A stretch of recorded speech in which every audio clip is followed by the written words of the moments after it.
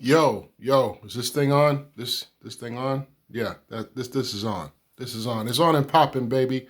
What's up? This your boy Huggy Bear in the house. We in the smoker studio. We ready for the season to start. Coming up Sunday. We only got what, 4 more nights of sleep before Sunday rolls around, man. I can't wait. I can't wait. Buffalo Bills, New York Jets in New Jersey. They not in New York. There's only one team in New York State, and that's the Buffalo Bills, baby. Bills Mafia. We is in the house. Can't wait for this to jump off on Sunday, yo. I am so excited for the season to start off, man. Oh, it's been what, 7 months we had to wait. The wait's over, baby. It's coming up on Sunday, man. I'm telling you, I'm excited for this game. I'm excited for the season.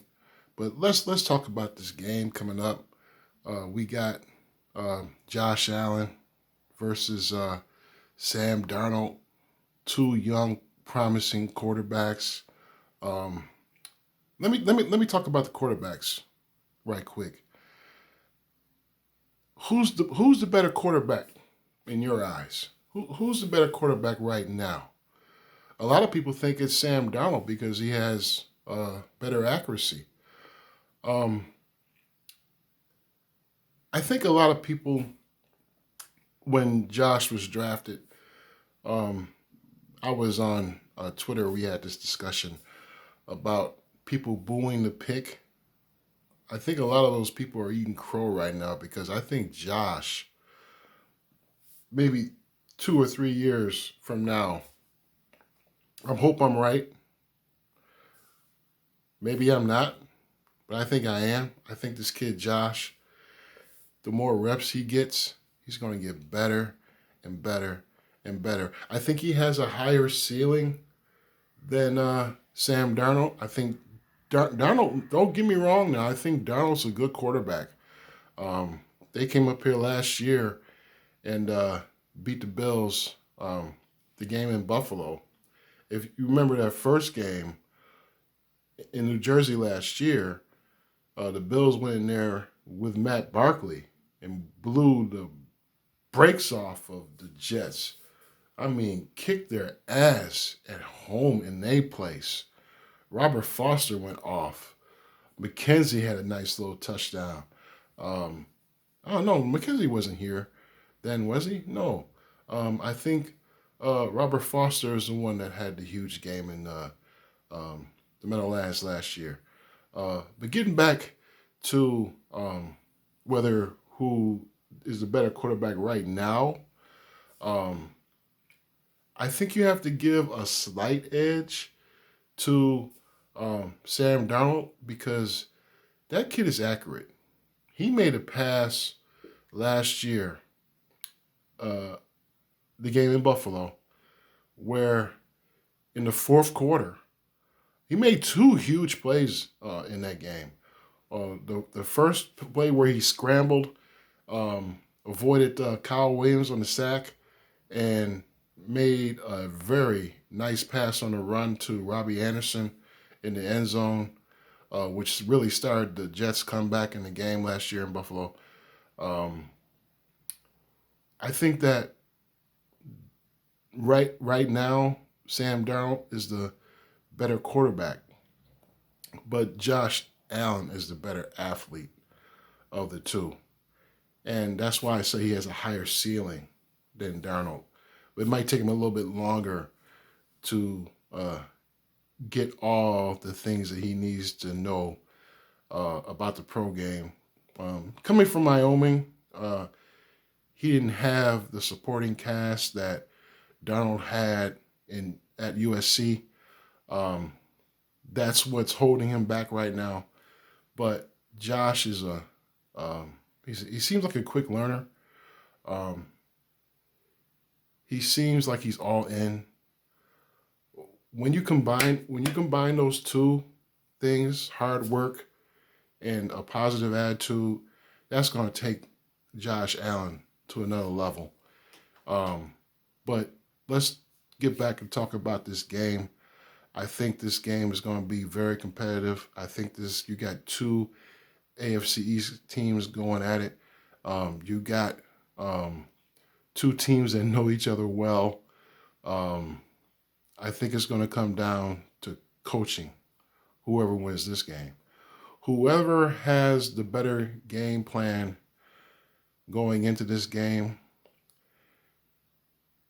is going to be the deciding factor. And I think the Buffalo coaching staff is way better than the Jets coaching staff right now. I mean, who is scared of Gase right now?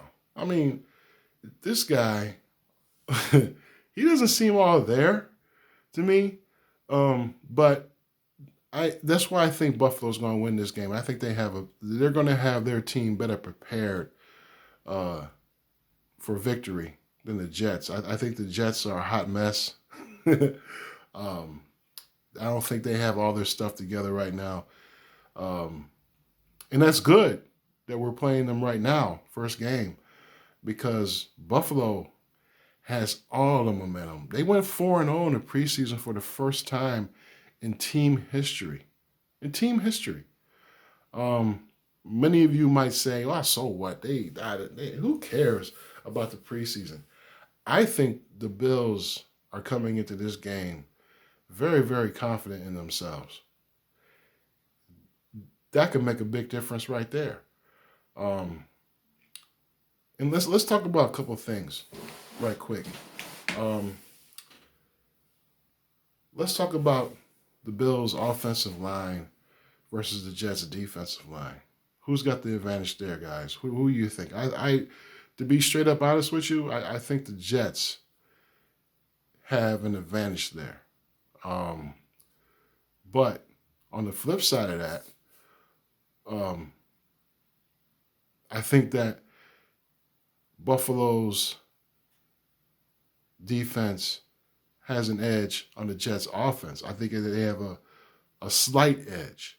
And when I say slight edge, the only reason why I give the Jets a slight edge is Le'Veon, and the Bills a slight edge, is because of the fact that Le'Veon Bell, he's a baller, man. I know he hasn't taken a snap in a year and a half. It's been almost 2 years since he's taken a snap. He's going to be rusty. That gives the Bills an advantage. He hasn't played game speed in a long time. Practice is one thing, game speed is another. If the Bills can successfully control Le'Veon Bell, I think this is not an easy victory, but I think the Bills would come out victorious in this game.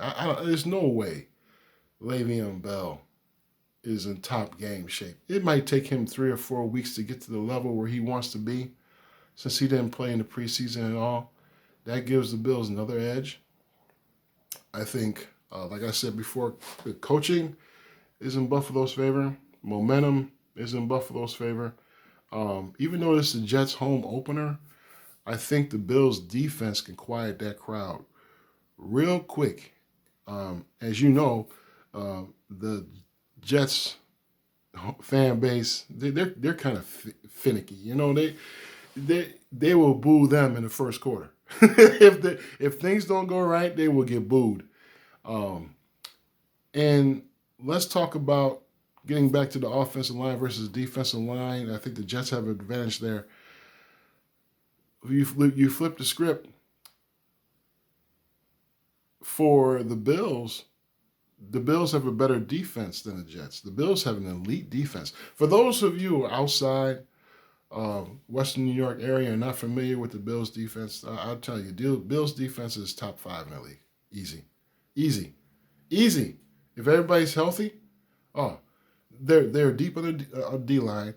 Their linebackers are, they have 2 players in Milano and Emmons, and listen, we're not even talking about Alexander. Just talk about those 2 for a minute. Oh my goodness, Edmonds is a problem. Milano he's very underrated, And we all know about Zoe. So the Bills have an elite secondary. They have depth in the secondary. They have two of the best safeties in the league, in Poyer and Hyde. This defense can carry this team to victory by itself. Let me say that again. The Bills defense can win this game by themselves. They're that good. Okay? Let's just put that out there. They're that good. All right? What do you guys think is going to happen in this game? I think this game is going to be a low scoring game. I think this game is going to be like 20-17 Bills. And here's the thing. The only way the Bills lose this game is by turnovers. If they give up the ball, they're going to lose this game. If they can keep the Jets' offense off the field with Gore and with Singletary and Yeldon and keep moving this clock and use Beasley, and I think, to be honest with you, I think Smoke Brown, they don't want that smoke. They don't want that smoke, baby. They're going to get that smoke, though. I think John Brown is going to have, I think he's going to have a good game. I think he's, if you're playing fantasy football, like on FanDuel or something like that, if you're looking for a real sleeper, I would consider John Brown because the Jets secondary is hurting right now. The Bills burned them in that first game in the Meadowlands last year by the deep pass. And what does John Brown do best? Catch the deep ball. He's smooth. He's like butter smooth. From all the reviews from training camp, he's definitely the best wide receiver we got. Now, a lot of people have been saying that Josh Allen still needs a true number one, and that's true. He does need a true number one, but he can work with these receivers that he has. He's got Smoke, he's got Beasley, he's got McKenzie, and let's talk about that for a second. I think the reason why they kept McKenzie over Duke Williams, who I like, and we'll talk about that in a minute. I think they kept McKenzie. He brings something to the special teams as far as a backup returner. But he also, the Bills like to involve him in those gadget plays, those jet sweeps, those wide receiver screens, which I think they should do a little bit more often. The screenplay with the players that they do have, they can run the screenplay to Beasley. They can run the screenplay to McKenzie, and let these guys do the work. See, this is what I think the Bills coaching staff has an edge over the Jets staff. Is I think we have a top-notch play caller in Brian Duval, who come from New England. For people who don't know. Who went down to Alabama, was a coach down there, then came back into the league. He was an offensive coordinator for Alabama when they won a championship. He's an outstanding play caller in my eyes. Now he has a little bit more chess pieces to play with, so to speak. He's got all the players that I mentioned before. Now he has a Frank Gore to rely on. And I'll talk about Shady in a minute, but he's got a lot of players that he can get the ball to now. Gore, Singletary, who I really like, and I'll talk about him in a minute. Yeldon, he's going to use as a pass catcher. But let's talk about Shady for a hot minute, man. When I heard that they got rid of Shady, see. I was butthurt for a minute because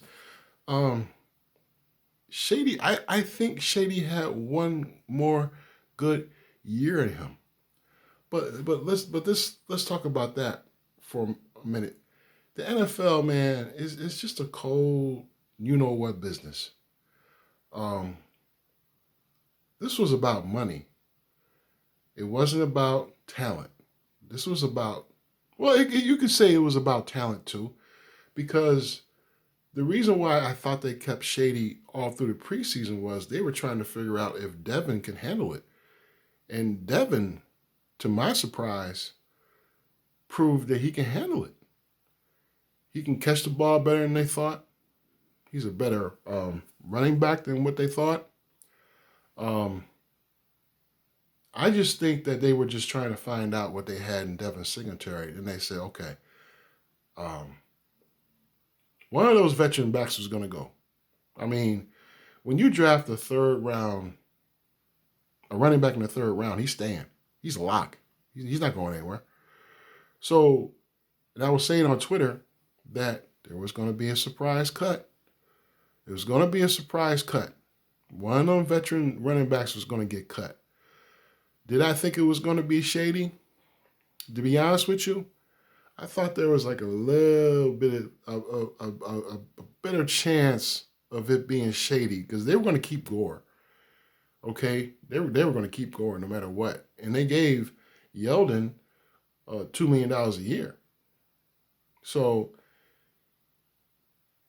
if you put two and two together, yeah, it was going to be Shady because did he do enough in the preseason to say, oh yeah, he's got enough, he's got talent left? Did he really do enough in the preseason? Well, you could say to yourself, did he get the opportunity to do enough in the preseason? Not really, but they knew what they had in Gore. They knew what they had in Yeldon. They knew what they had in Singletary. So if you got a chance to save $6 million, you're gonna and like I said, the NFL is a cold business, y'all. This is about business, man.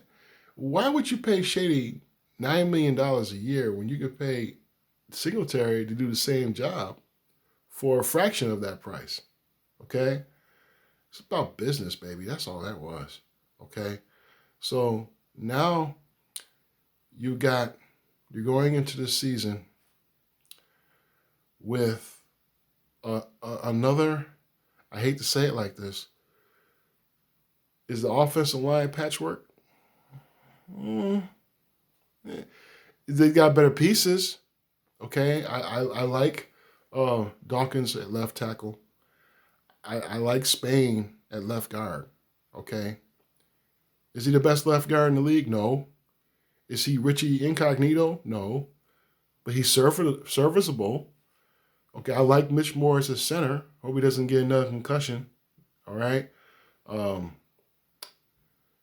Where are they going to play forward at? Are they going to play forward at tackle? Are they going to let Feliciano play right guard and let him play tackle, or are they going to move forward to guard, or are they going to play the other guy from Washington? I forget his name right quick. I know his name, but it's not coming to me right now. But are they going to play him at right tackle, or to me, this offensive line has got some work to do. Okay, I wish that everybody was healthy all through the preseason. They could have got into a groove. They could have got much more work together than what they did. But it is what it is. They're going to go into the season with the guys they got.